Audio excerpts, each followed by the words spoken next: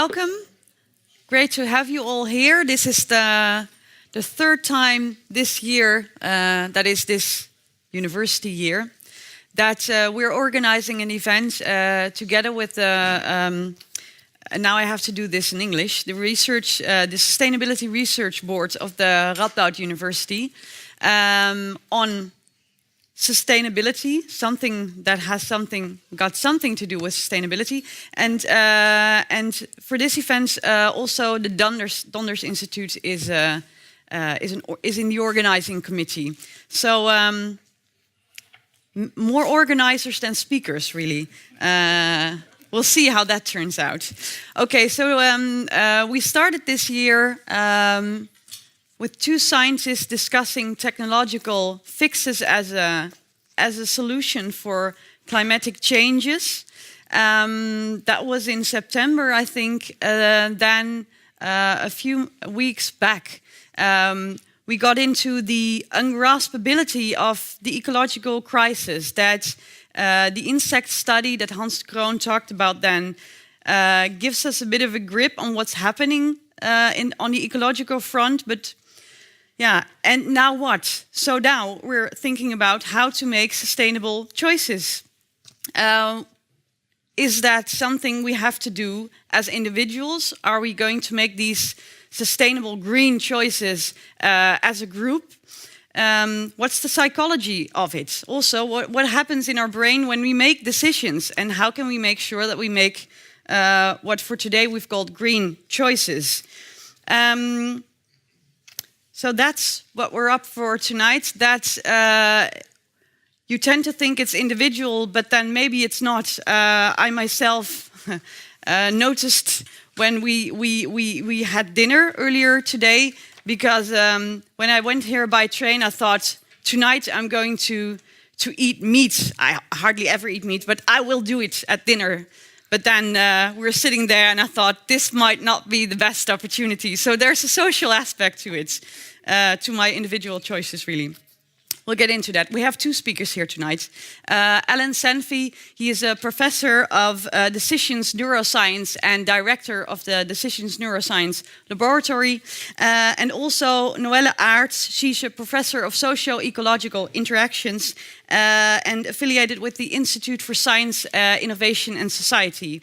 So two views today on making the green choice. We'll start with Alan Sanfey. A warm welcome.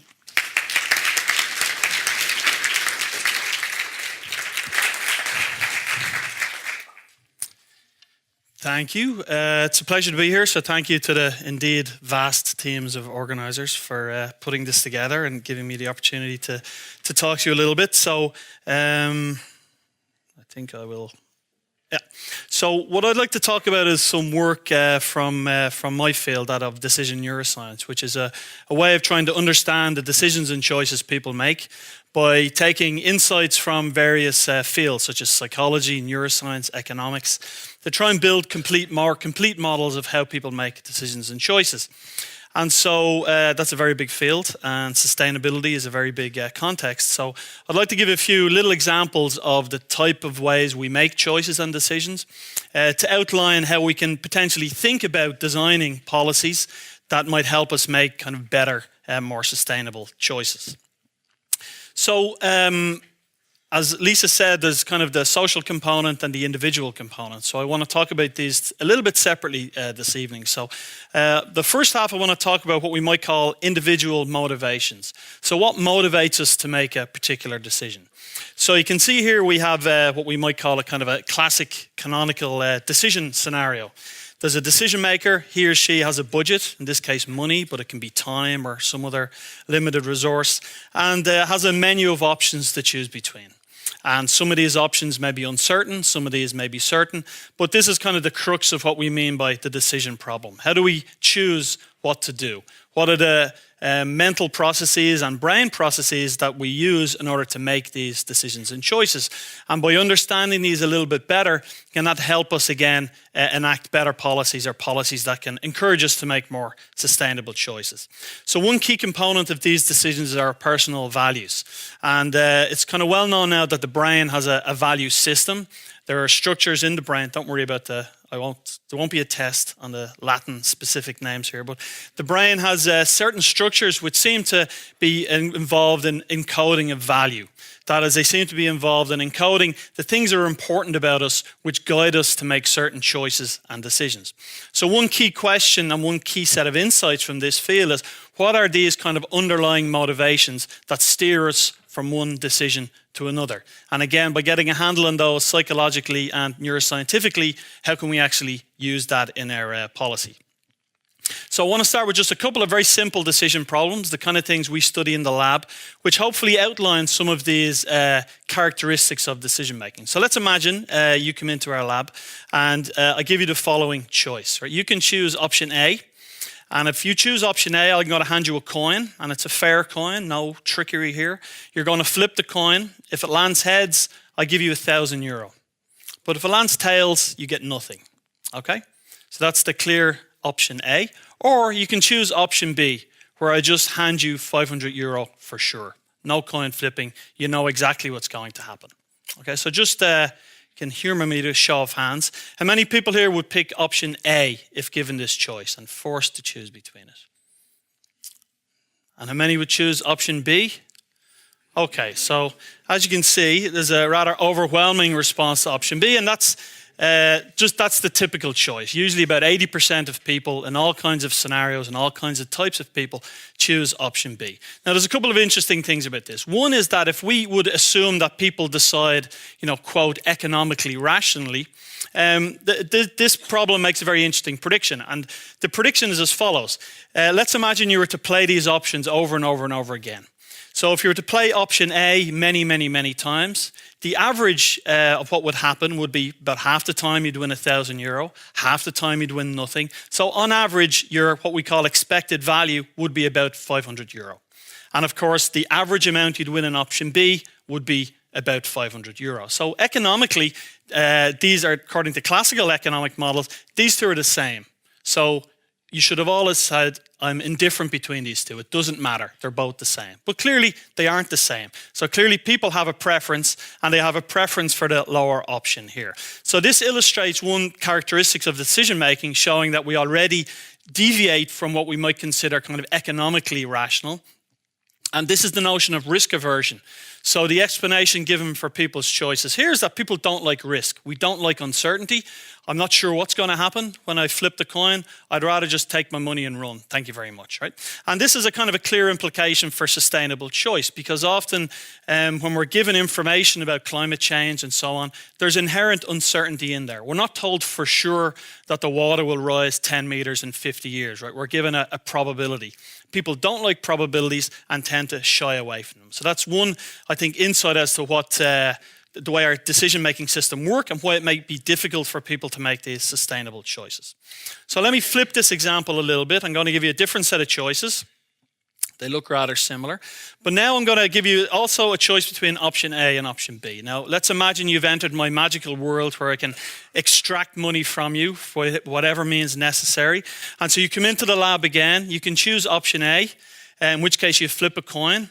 Now, if it lands on head, you have to give me €1,000. You can imagine I have many mechanisms for ensuring you do this. But if it lands on tails, you get to walk away. You don't owe me anything. Or you can just give me €500 and then we'll again call it a day. Okay, so who wants option A of this choice? Okay, so what we've just seen here is what's known as a preference reversal, right? Because again, the most common choice here, or not again, but in contrast to the previous one, the most common choice here is option A. Now, those of you who are, recovered from being out in the cold, the sharp amongst you will notice this is basically the identical choice I just gave you before, except we've just flipped the sign. Option A is half a chance of losing 1,000, half a chance of nothing. Option B is you lose 500 for sure.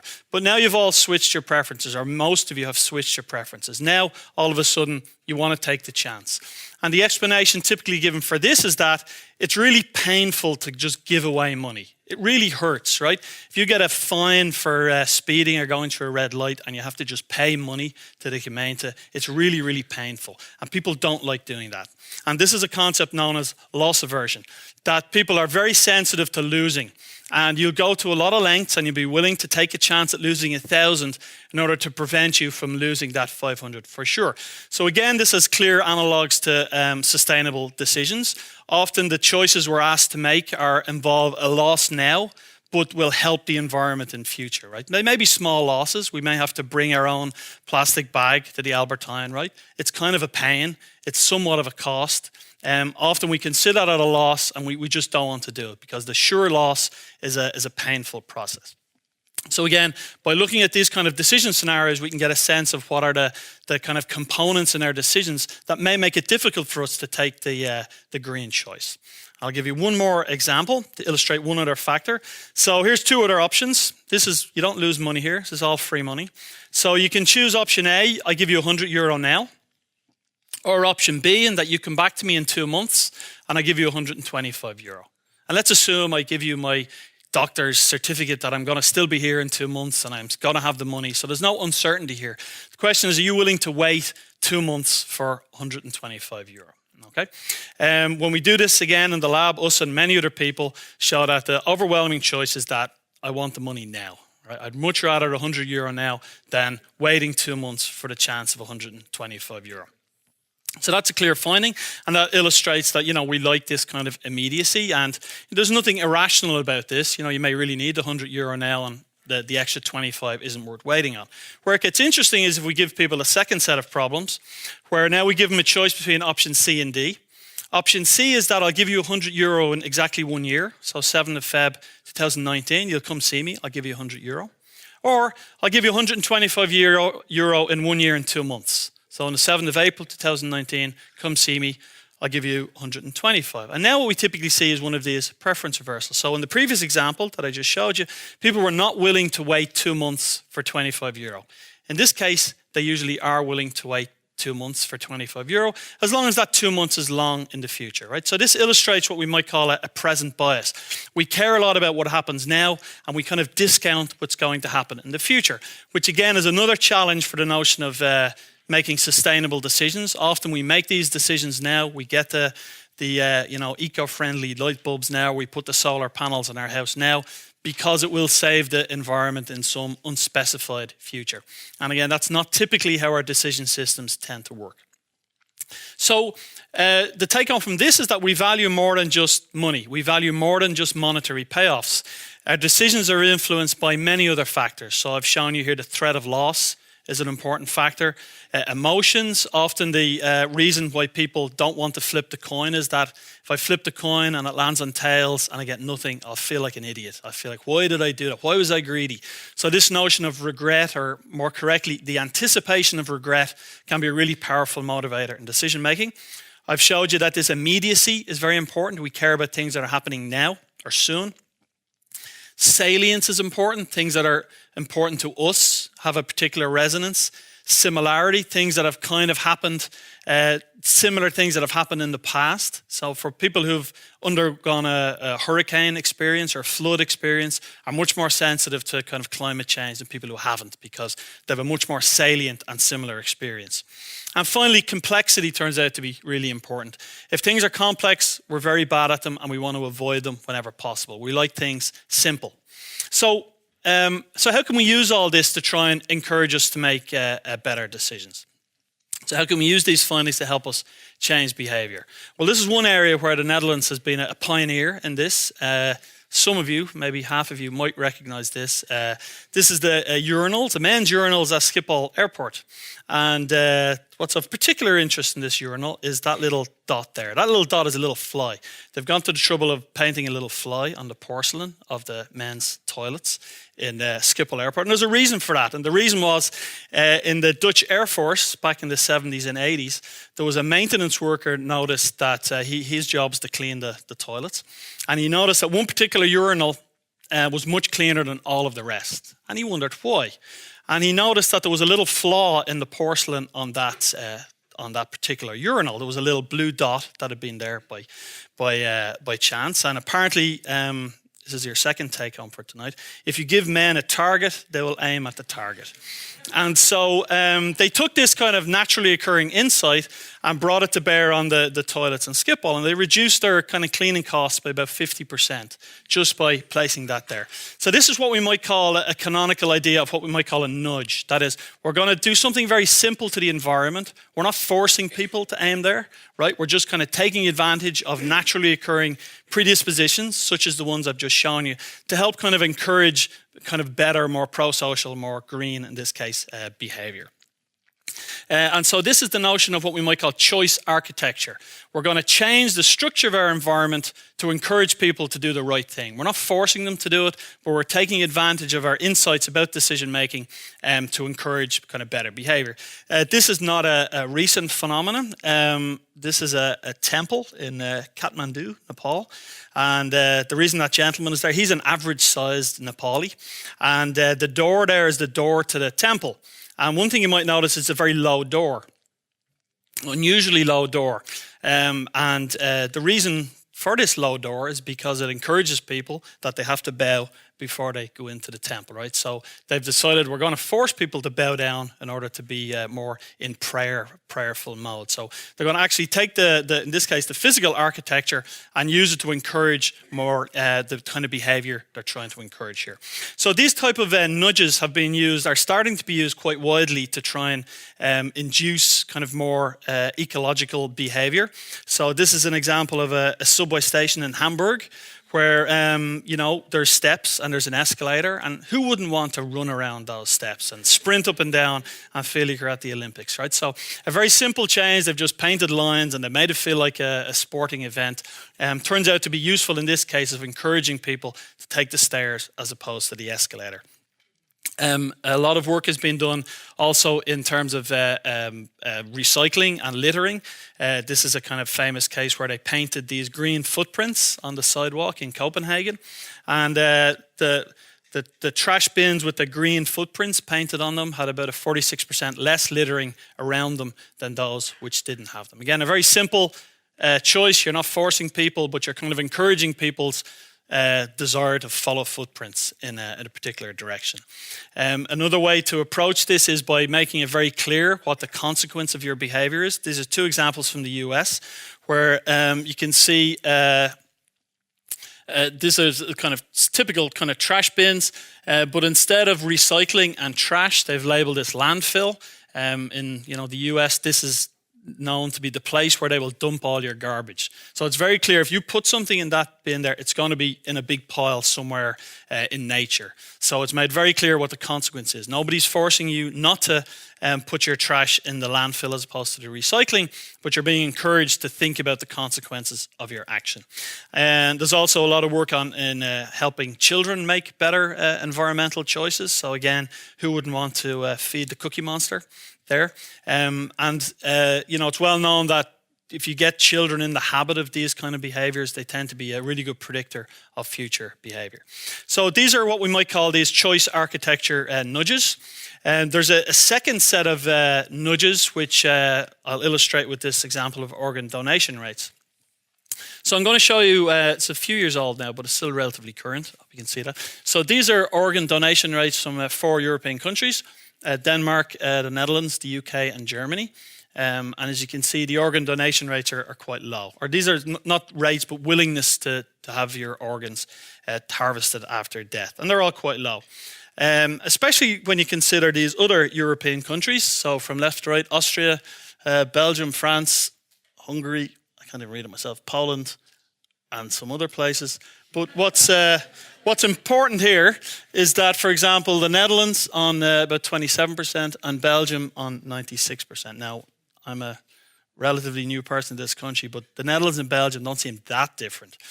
Neither does Austria and Germany. It doesn't seem to be that we'd be huge differences in people's moral values across these national borders, but there's a really big difference here in terms of people's willingness to say, I will donate my organs after death. And probably the most likely explanation for this is the way that people are asked to their willingness to donate their organs is quite different in the two sets of countries. So the bars on the left have what's called a explicit consent, opt-in. That is, you have to say, I am willing to do this. So the default, that is, if you don't do anything, they won't take your organs. The other countries have what it's called a presumed consent law, which is you have to explicitly say, do not take my organs after I've died. Otherwise, they're fair game. So the economic cost of saying yes or no is trivial here. So this shouldn't matter, but it does, and it matters enormously. So this illustrates what's been known as a default. That if you make something the default, whether through inertia or a belief that this is the right thing to do, people typically don't tend to shift too much from the default. And there's been studies showing that if people are asked do they want to use either green or grey energy providers, the overwhelming response is they'll do whatever happens to be the default. Even though if you ask them what their preference is, they say, I would much rather green than grey, but they tend to go with the default. So defaults can be really, really powerful. And so an understanding of defaults is important, and then a correct use of defaults can really help in optimal decision making. This is an example of, this is called a water pebble, and it's a very simple device. You stick it in your shower, and the first time you shower with it, it monitors your water usage. And then every subsequent shower, it basically uses that as a default. And if you shower longer than that first shower, all kinds of lights and alarms go off to tell you that you're hurting the planet. You should stop the shower and get out immediately.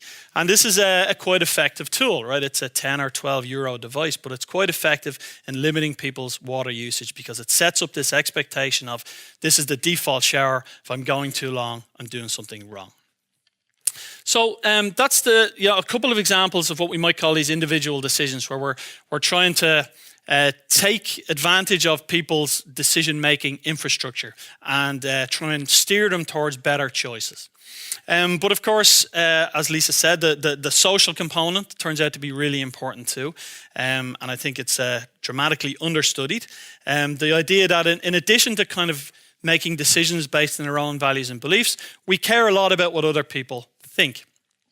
I like this picture because it's the Dutchest picture I could find. So it's a perfectly flat landscape and it's moderately sunny, and she has a modest ice cream cone. So to me, it sums things up quite nicely. But I mean, most of you might realise that she doesn't look particularly happy, and you might wonder why not, right? She has an ice cream cone on a sunny day. Who wouldn't be happy? Well, when I show you the rest of the picture, right, it becomes abundantly clear why she's not happy. And of course, we can all, I think, immediately empathise with her and relate to her and hate that guy with the big traffic cone of ice cream. And I think this illustrates, right, I mean, it shouldn't matter to her. She has an ice cream cone of her own. She should be happy. But this social comparison is an extremely strong and prevalent process. And if we have these people, for example, if we could scan the brain of this woman, the value system actually is lower in activation when she's eating her ice cream cone when that guy is there. So she's kind of ruining, he's ruining her actual physical enjoyment of the ice cream cone purely because of this social comparison. And if we were to ask these people to interact afterwards, typically she's not very nice to them, right? So these social motivations are important. Our lab tries to study these and tries to understand what exactly is it about this situation that annoys people. And again, can we use this information to try and promote more kind of better behavior? So one study we've done tries to look at how can we help people contribute to a public good. So for example, willingness to contribute to the upkeep of your local park. It's a good thing to do. If everybody does it, it's great, but you can just not do it and take advantage of other people's contributions. And the standard economic way to kind of encourage people to do this has been to give people kind of financial incentives. So we'll reward you if you're a good guy, and we'll punish you if you're a bad guy. And this works, there's no doubt about it, right? Fines and bonuses work. But of course, they can tend to really screw up the intrinsic motivation of wanting to cooperate. So in our study, we gave people rewards and punishments, and they worked. If you give people rewards or punishments, people's contribution amounts go up, right? They perform better. But what we also did in a separate set of conditions, we gave people social rewards and social punishments. So there was no money changed hands here. We simply told people, if we're going to have a website with the best contributors, No pressure, but your name will be on the website as a good person or a bad person. And it turns out that's almost as effective as the financial incentives alone, right? It's a lot cheaper, obviously. And of course, in these days of social media, these things can be quite useful in terms of giving people kind of social feedback. Of course, social reward is a nicer way to do it. But demonstrating that people are good gives the use of social influence to try and help make people choose better. And the final thing I want to talk about is the second aspect of social motivation. That's the notion of a social norm. That is, by telling people what most people do, can we encourage better behavior? So, hotels are often trying to figure out how to get people to reuse their towels. It's better for the environment, right? People use their towels more often. There's less detergent. There's less water use. It's generally a good thing. But how do you get people to do this? So often you see this little kind of placard in your hotel bathroom, help save the environment. You can show your respect for nature and help save the environment by reusing your towels during your stay. So it's a relatively modest reminder that you should probably do the right thing. And it's somewhat effective. In experiments where they've tried to study this in detail, you get a reuse rate of towels of about 38%. So clearly better than nothing. So it's a good first step. How can you do a little bit better than that? Well, one, again, way to do it would be incentives. So this is another type of placard they gave to the in the bathrooms, and basically it says, "We at the hotel will donate a percentage of energy savings to a non-profit environmental protection organisation.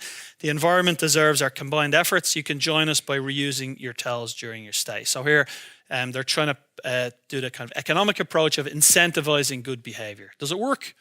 Not particularly, right? We don't really see any difference in the reuse rate here. So people aren't particularly motivated by the thought of money going to a non-profit. But we can use social norms and see how effective that might be. So a third manipulation is that almost 75% of guests who are asked to participate in a new resource savings program do help by using their towels more than once. You can join your fellow guests to help save the environment by reusing your towels, right? So you make it a very clear, most people do this. We're not telling you should, but most people do. And you see an increase there in the reuse rate, right? It's not a dramatic increase, but it's enough to make it worth changing the wording on these things. So this is the idea of social norms. Can we, by telling people how they are relative to others, can we change behavior? And a last set of studies where people were told, this was to try and reduce household energy use. And simply here, people are going to be told on their electric bill whether they consume more or less energy than the average household, right? So you get these electric bills and there's lines about you've used this many kilowatt hours. Nobody has any idea what that means in practice. But this was going to be a very simple way of telling you're simply using more than the average person in your neighborhood or less. And what you think happened? Well, you can probably guess. So what I'm showing you here is this bar are people who were previously above average users. So they saw on their power bill, you have used more energy than the average person in your neighborhood. And what I'm showing on the graph then is their subsequent energy usage. And as you can see, it's in the negative. So this is saying that people who were above average users did reduce their consumption simply by being told they were above average users, right? So it seemed to hit some social norm. I don't want to be the kind of energy hog, so I'm going to reduce my energy usage. But, with all good intentions, there are sometimes unexpected consequences. And so what do you think happened to the people who were told you are using less energy than your average? Well, those people thought, this is great. I'm using less energy, so I'm going to start running my hairdryer all night and doing extra laundry. So unfortunately, in this case, you get this what's called a boomerang effect, whereby people who were told you're doing good, you're using less than average, felt a license to actually use more, and in the end, the kind of total effect washed out. So you need a kind of a second set of nudges to indicate that using less than average is actually a good thing. It's not an excuse to use more. So in a second set of studies, they provided some additional information, and it wasn't very complex information. It was simply a smiley face. So here people were told you're using less energy than the norm. This is good, happy face. Or you're using more energy than the norm. This is bad, frowny face. And the people, again, who were above average reduced their consumption, but now the people who are below average did not increase their consumption. So by using a combination of this kind of injunctive norm and the average information, you got a better use of energy. And they've done similar kind of field studies in the US, big studies looking at 600,000 homes, which reduced energy consumption by about 2% on average. And that's quite a bit. And this is what people actually see on their electric bill, right? You're told explicitly how you do compared to all your neighbors, compared to your efficient neighbors. And then you're told you're great. You even get 2 smiley faces. You're doing so well. And so by kind of throwing all this information at people, it did actually have an effect, a measurable effect of reducing energy consumption.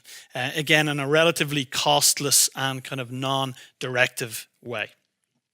So I'm going to stop there and just summarize this, and I'm happy to discuss more later. So what decision-making research and decision neuroscience has taught us is that it's really important that we clearly outline the specific decision behavior we're trying to target, which is a challenge with sustainable choice. That can range anything from a kind of a multi-factor, multi-stakeholder use of land, right, which is a really big set of decisions, versus do I use energy-efficient light bulbs or regular light bulbs? So there's a huge space of decisions there. So it's really important, I think, to clearly outline the specific behavior we're trying to target. And then it's very important to understand how we actually make decisions in this context. So take advantage of 40, 50 years of psychological research showing that we don't compute these kind of rational expected values like models of economics tells us. Instead, we have these kind of quick and dirty strategies. We use emotions. We're limited in our memory. We're limited in our attention. And we have kind of certain specific strategies we typically implement over and over again. So if we understand those, we're in a position to start, being able to try and change that behavior. So by individual motivations, we can appeal to things like simplicity and habit, can make it as easy as possible to do the right thing here. And we can also appeal to things like social influence and social norms to encourage kind of the social support that we kind of all are encouraged to do better and make more sustainable choices. So with that, I will thank you, and I will start from Noelle. Thank you.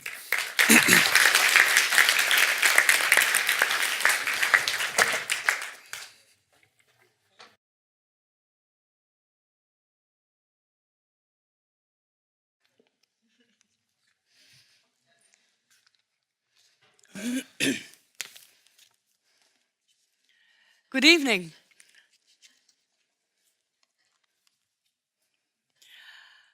It was years ago, together with my then Wageningen University colleagues, I studied consumers and producers' perceptions of animal welfare in livestock breeding.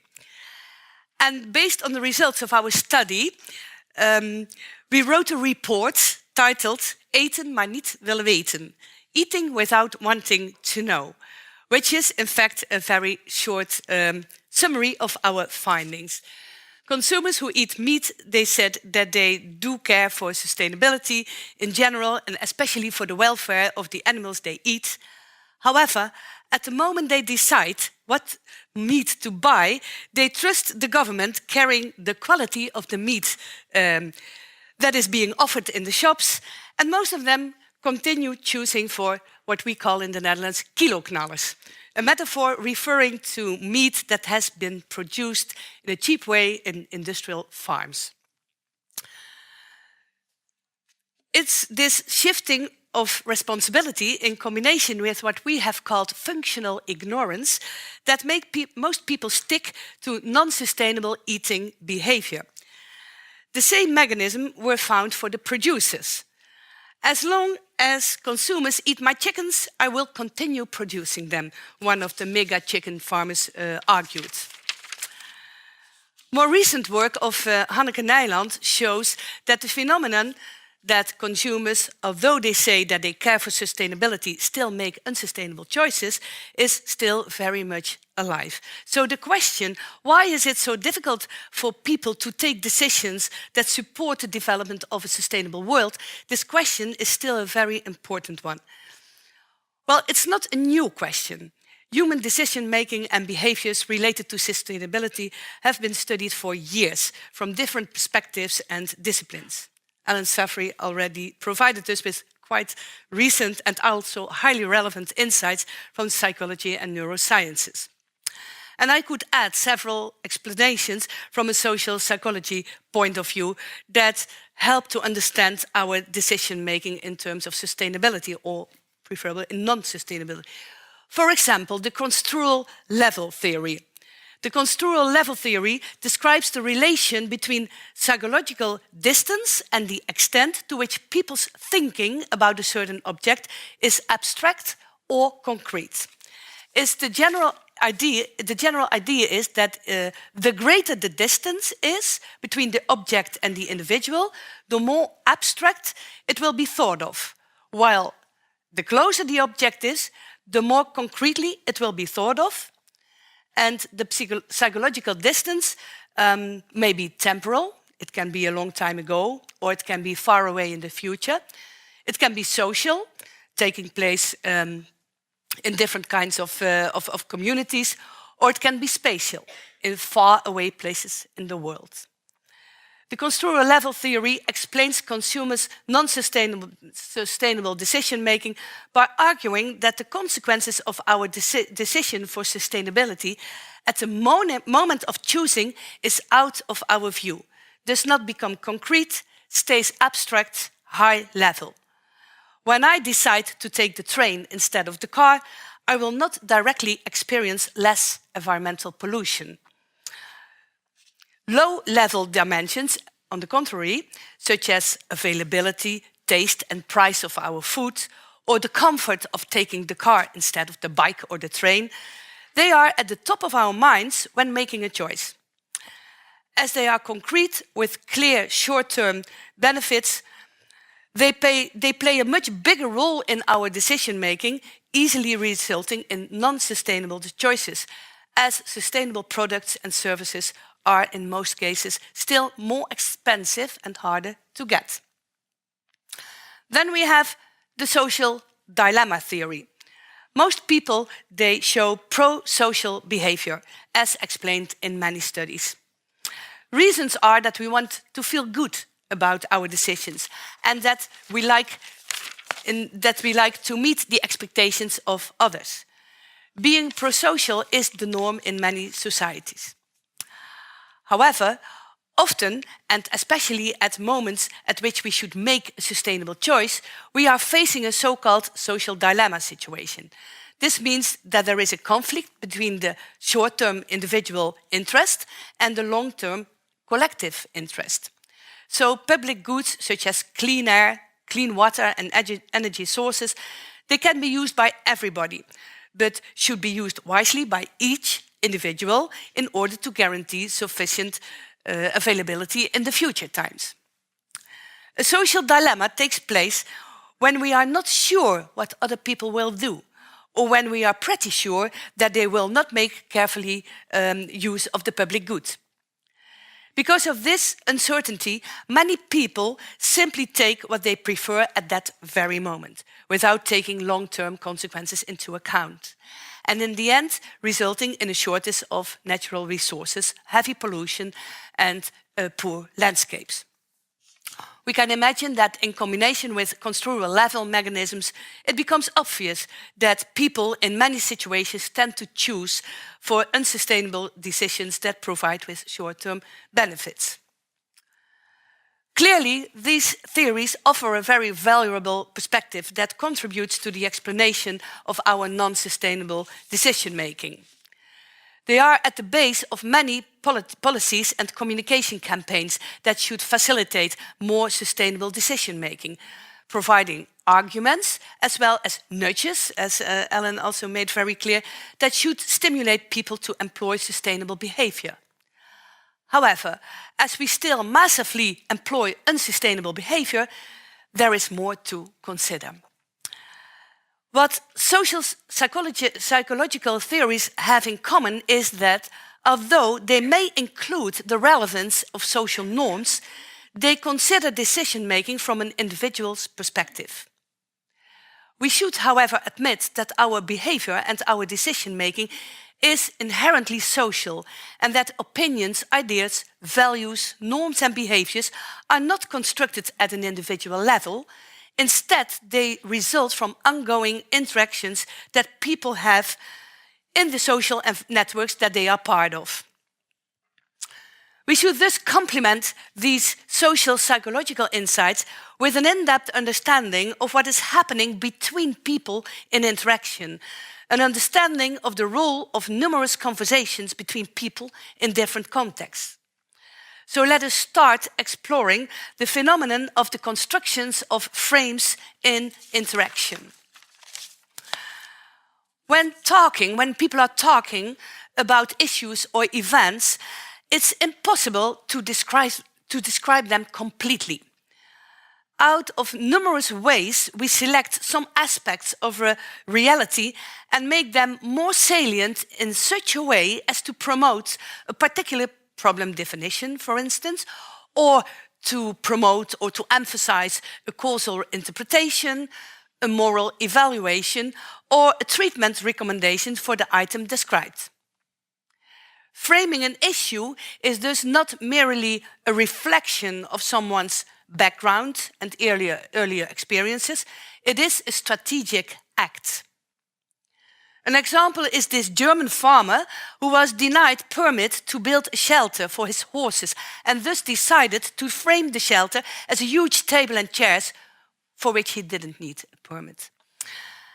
Another example is the way climate change is framed, either as a natural, inevitable development, we cannot do nothing about it, or as a human-caused phenomenon that should be stopped by changing human behaviors. The examples make clear that not only do we talk about reality in conversations, we also do something with reality when talking about it. We create interpretations that help shaping future practices. And clearly, the frames that we select, they are not random.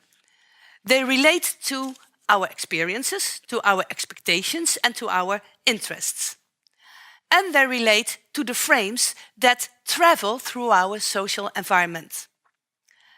People are social beings. From the moment that we are born, we depend on others. Therefore, people continuously connect to other people by means of interaction, by means of communication, by means of conversations. And following the sociologist Robert Putnam, we distinguish between two types of such connecting: bonding and bridging. Bonding is the connection with people who are part of our own networks, people who are more or less similar to ourselves. Bridging is the connection between people from different networks. Bonding doesn't need much encouragement. We strongly prefer to talk with people from our own network, with people who are similar to us, our sort of people. This way, networks of like-minded people arise, the so-called social bubbles. Within these networks, we are continuously influencing each other, imitating and copying the behaviors of others, resulting in even more similarity and like-mindedness. We may think that we take our own decisions based on carefully weighing the pros and the cons. However, research shows that ideas, opinions, emotions, and also behaviors are indeed extremely contagious. Christakis and Fowler, for instance, they found that fat people live in fat families and that people who decide to quit smoking, for instance, that they quit smoking in groups. This very important but rather hidden influence of social networks results from the interplay of different factors. Imagine that I am a frequent smoker and I decide to quit smoking. With my decision, I change the norm within my social environment. My new non-smoking behavior, implicitly and maybe also explicitly, brings the message, I quit smoking because smoking is bad. Better don't do it. In addition, I will not take the initiative anymore to ask people to go outside and have a cigarette together. And I will not buy cigarettes and thus not provide others anymore. In this way, I influence my social environment, resulting in more people deciding to quit smoking. Environmental awareness and environmental friendly behavior are similar social phenomena traveling through networks. So the frames that we construct and employ in conversations, as well as our behaviors, they do not stand on themselves. They are collective frames. They are collective behaviors shared by our social environment. Within our environment, within our network of like-minded people, our frames and our behaviors are constantly confirmed. Even when like-minded people would not agree, they will probably keep silence as they don't want to be excluded from their social environment. And in this way, opinions gradually become uncontested truth. As the Scottish philosopher David Hume argued already centuries ago, the truth results from discussions among friends. Clearly, such collective opinions and behaviors, they are hard to change, as they do not only relate to our individuals' values, norms, habits and interests, they have become part of our social identity. When problems become very complex because of the involvement of people who think differently, it's often suggested to start a dialogue. We should have a dialogue about the energy transition, about children that may radicalize, about Black Pete every year. However, at a few moments, we do talk with people who think differently. Instead of being curious, hey, interesting, you have a different point of view, tell me more about it, we start feeling uncomfortable, want to get them on our sides, and we start convincing them of our ideas, our opinions, and our behaviors. And while doing so, we use all kinds of strategies, such as, for instance, referring to very personal and therefore very hard to contest experiences. Like, my father is 90 years old and he has been smoking all his life, or what the hell, climate change, you know, it's starving cold outside. Or we refer to facts, research shows, etc. We also start going to use very intensified language. For instance, like framing, you could say, a tsunami of refugees is flooding our country. Or we use very smart metaphors like plofkip or kopvoddentax, these kind of metaphors. Or we use disclaims. I'm not a feminist, but, and then, you know, I can say anything about whatever policy and whatever organization. We start stereotyping and stigmatizing. Migrants do not care about the environment, or nature conservationists, they have no clue what is really going on in the countryside. These kind of strategies we found a lot in conversations between people who think fundamentally different about things. And the sad result of such strategies is that they never convince. Arguments, they are seldom making sense, except for people who already agree. Instead, as a result of such strategies, the differences are being reinforced. Impasses and dichotomies are being created, and the distances between opponents become bigger instead of smaller. An example from my own research on conversations on wildlife comeback in the Netherlands and in Belgium, wildlife like the fox and wild boar or even the wolf, they show that all these conversations, in every context that we studied them, varying from formal discussions in the parliament to informal, everyday conflictual discussions on Facebook, they all gradually resulted in 3 fault lines, 3 dichotomies, which are, do this animal belong here or do they not belong here?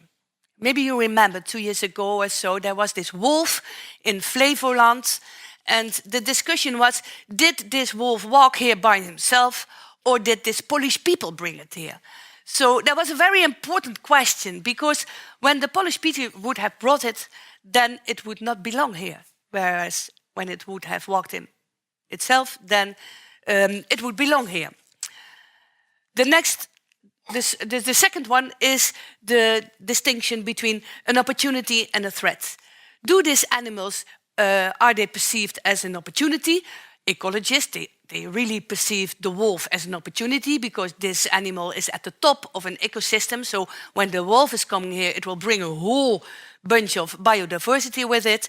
Whereas other people, they consider it as a threat. It takes my chickens, and people are afraid about wolves. And the third one is, should we control the amount of animals, or would nature control it by itself?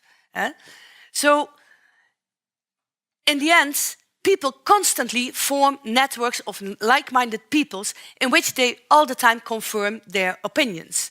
They share ideas, the opinions and behaviors, and they are hardly contested and instead are constantly confirmed and justified. This holds for sustainable behavior as well as for non-sustainable behaviors. And as a result, people are not very open to alternative ideas, opinions and behaviors, which makes a dialogue or a change of behavior difficult to take place because of this social aspect. Then we should also take into account that our behaviors are embedded in larger institutional and organizational context that constantly invite to reproduce existing behaviors, the formal and informal rules and the infrastructures that guide our behaviors. An example is the energy that we use for our cars, nicely analyzed by the sociologist John Urry. When the first cars were constructed, it had to be decided what kind of energy should be used. From the moment that gasoline was chosen, which was quite coincidentally, but then cars were equipped for it. Petrol stations were built, etc. Long time ago, the problems with gasoline already became clear. And alternatives such as biogas, rapeseed and electricity became available. However, the institutional and also the organizational context is still focused on gasoline cars. And every time that we, as citizens, need petrol, we actively contribute to the domination of gasoline cars. It's not just a behavior.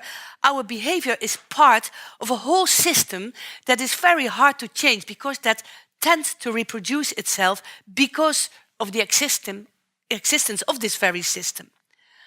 Only recently we notice a growing amount of electric charging facilities at petrol stations, at parking lots.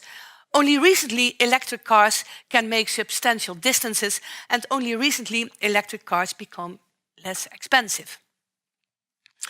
So the conclusion is that we should complement rational individual approaches for stimulating sustainable behaviors with approaches that take the social needs, the interactional behaviors of people and the wider context into account.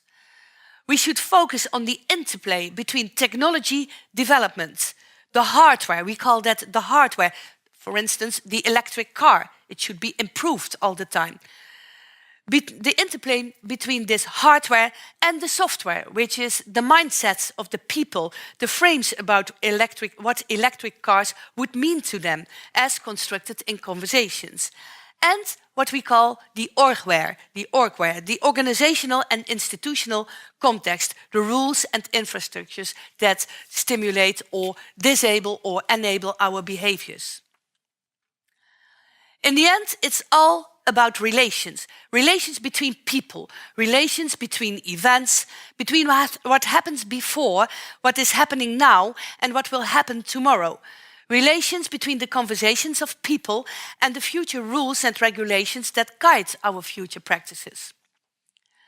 Maybe most important is the relation between people who think differently about the why, the what, and the how of our sustainable or non-sustainable behavior. Dialogues between them should be stimulated and facilitated. And in a dialogue, it is not about convincing the other. It's not about winning or losing a debate. In a dialogue, it's about the art of mutual understanding, about making underlying assumptions and beliefs explicit, and about thinking together for developing sustainable ideas and practices that are acceptable and doable for all of us. My story may have made clear that such a dialogue is not at all easy. But the good news is that we can invest and learn how we can effectively be involved in conversations with different kinds of people in order to create a more sustainable world. And I think that is what we should do for ourselves, for others, and above all, for our children. Thank you.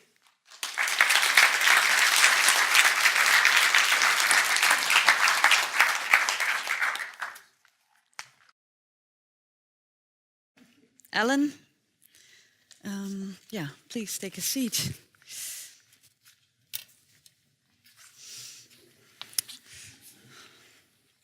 Well, thank you so much.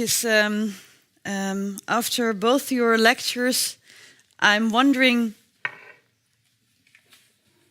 do I ever really make decisions?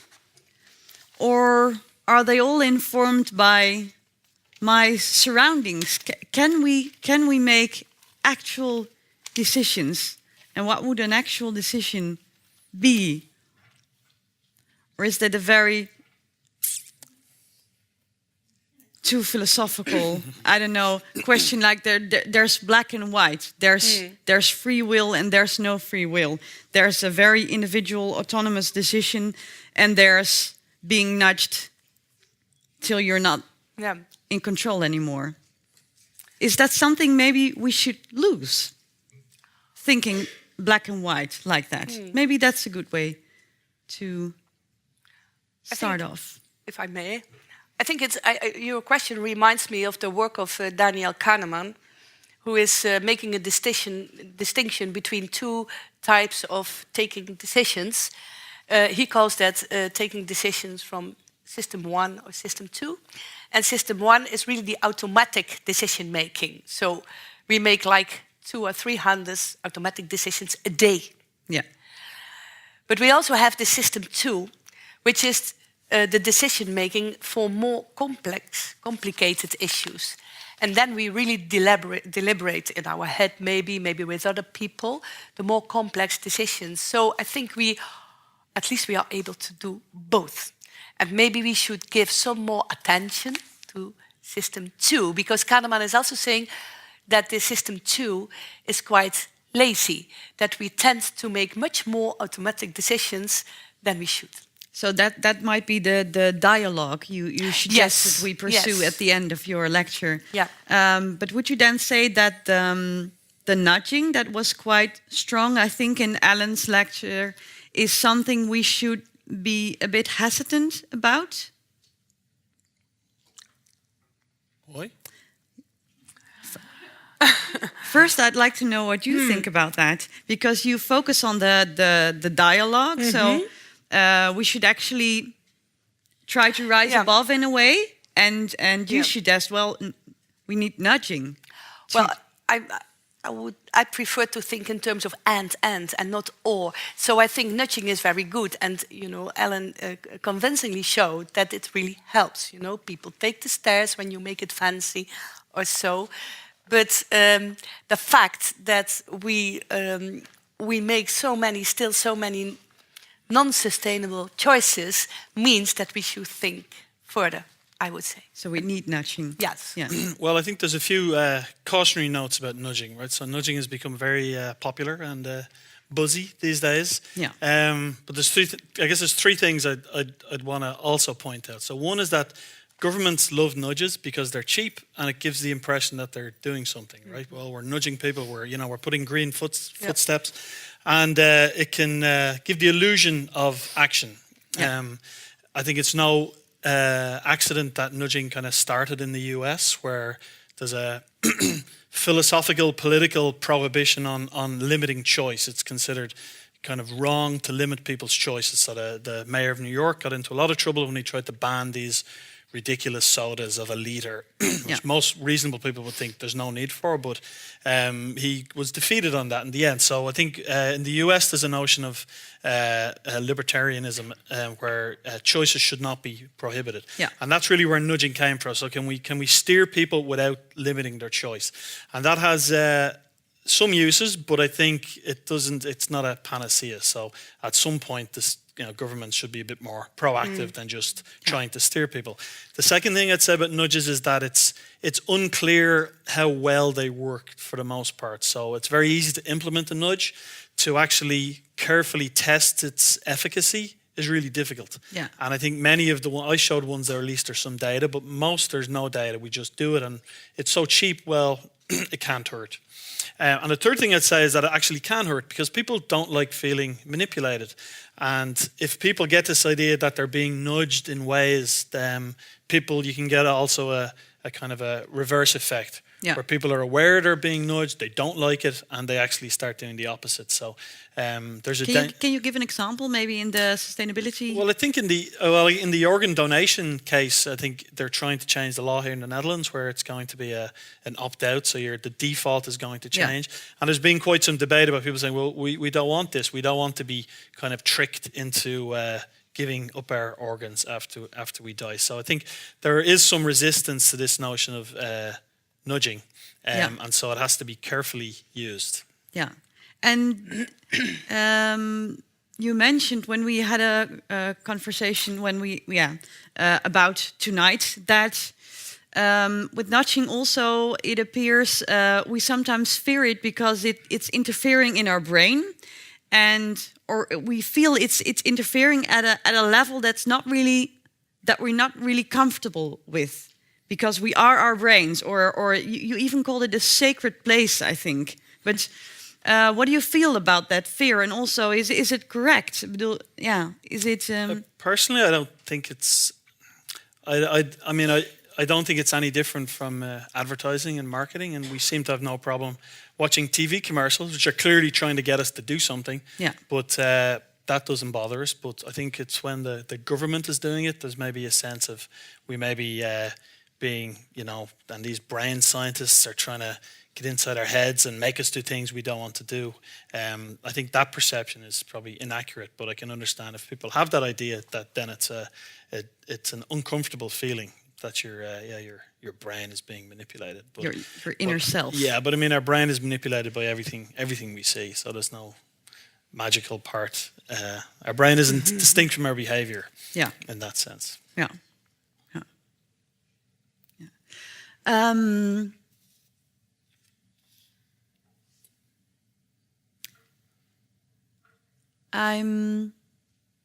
lost, I think, for for a second. There was one thing and then it slipped my mind. No, I do. I try to remember. You said something about how we focus on brains and how it works in communications as well, but I can't really grasp it again. So, what is it about our brains that we feel we have to protect so much, and that when we feel that we are nudged there, we get into the defense. Whereas, as you show. That's in a way a very individual fear that you're manipulated as an individual, whereas you show that it's more of a social process. That in the end, that's where we nudged maybe the most. We can maybe nudged for taking stairs instead of the elevator or whatever, which is quite a non-risky behavior. We won't put our social environment at risk for that, But a lot of behaviors we have, they are socially and also institutionally embedded. It's not an individually decided behavior. So therefore, nudging can, of course, do something. Yeah. But in many cases it won't do nothing because our behavior is embedded in wider contexts. And I think that's what we often forget, especially when it comes to sustainability. There are always these non-sustainable choices available. And then what Alan is saying, it's a sort of symbolic policy of governments to provide with nudges, whereas let's say, many systems still exist, and even governments, they encourage these systems to exist. So then it becomes very difficult for people to make the sustainable choices. And they can shift responsibilities easily, And so it's really then it stays a little bit like a very it stays in minority that will provide this sustainable behavior in a minority environment, elite, so to speak. Yeah, but also I'm wondering. Can I just add one thing? Because I think the idea that kind of behavioral science has produced this list of nudges. I think there's more to it than that. So there are these principles that we've uncovered, such as, for example, loss aversion. We don't like losing things, and you have to be willing to give people quite a bit more potential gain to make them take the loss. Yeah. So that can be instantiated as in terms of a nudge, but it can also be used to help understand behavior at a kind of a more complex level and institute kind of broader policies. So much of the behavioral science work has focused on, can we come up with these kind of quick fixes based on these patterns of behavior? But the patterns of behavior themselves can be, I think, utilized in a more kind of a deeper, more coherent way. And some of that is people's behavior in these social situations, and people are clearly embedded in these social networks and organizations, and we need to know how people interact there and what are the kind of consequences of these for both individual decisions, but as well as these kind of broader societal level decisions. Yeah. So I think the nudges is one output of this field of research, but it's not the only one, I think, that can be. Yeah. No, and so we mentioned the concept of sustainable decisions a lot now, but and nudging people to do sustainable things. But what is there one kind of sustainability really? So what are we steering to? Is that always obvious, really? Well, where do we want to go? Yes. That's a very interesting question, because sustainability is something that is always positively connotated, right? I don't think it's easy to find people who say, "Well, I don't care," sustainable behavior. Yeah. So, but at the same time, it's a sort of container concept, because everything can be sustainable.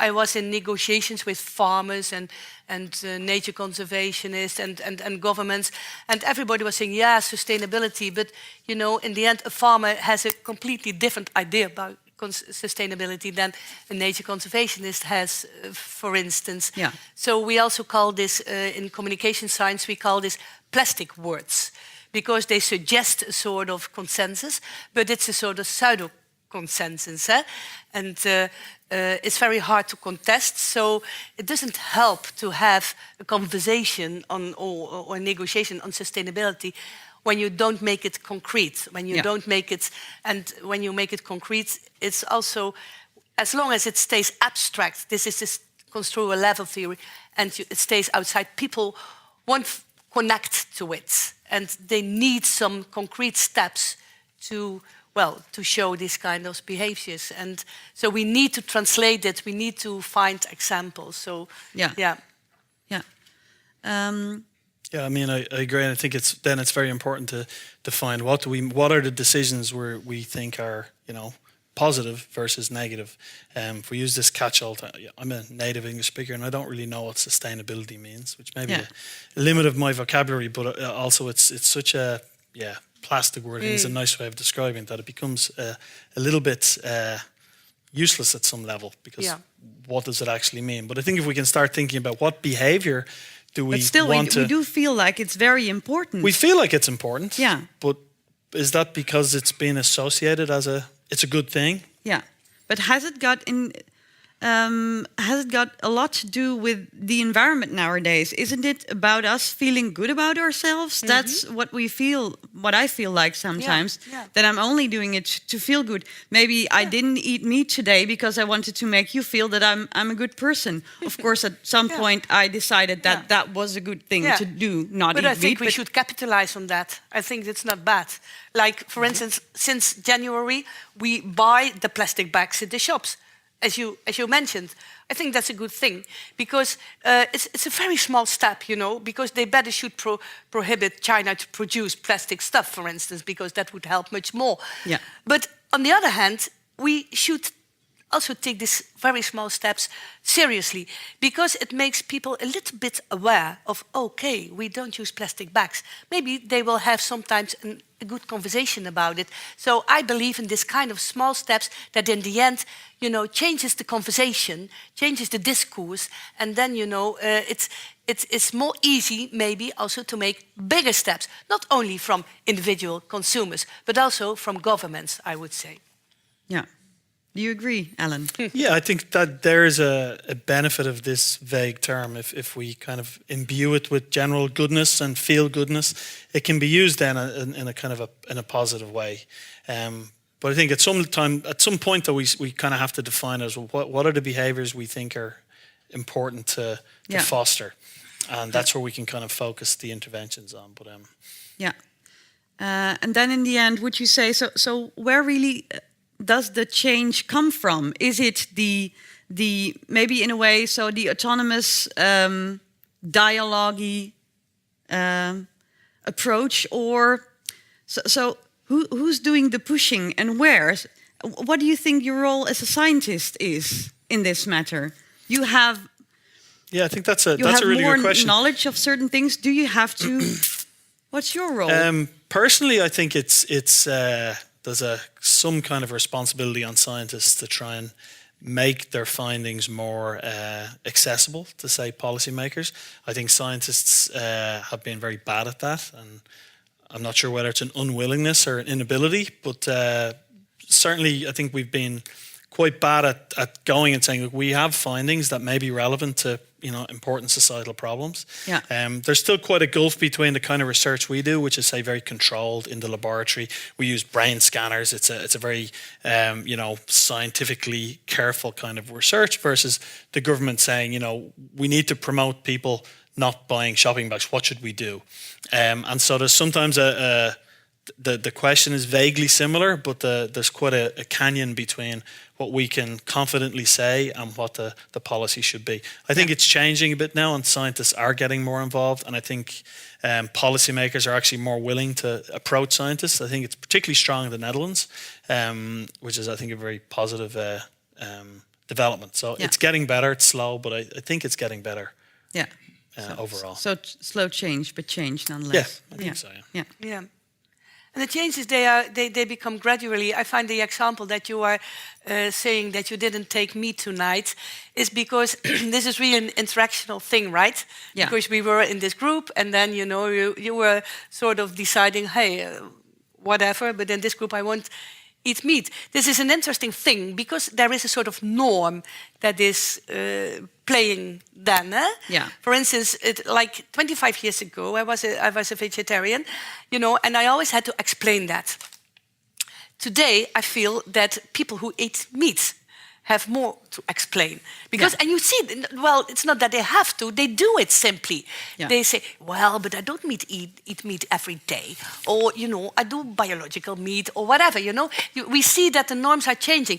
And I believe this is because we are nudged, or we are becoming aware. I do believe in the goodness of the people, and we together change the norms gradually. And I think that's a good thing. And I think we should, governments and also NGOs and others, they should support that.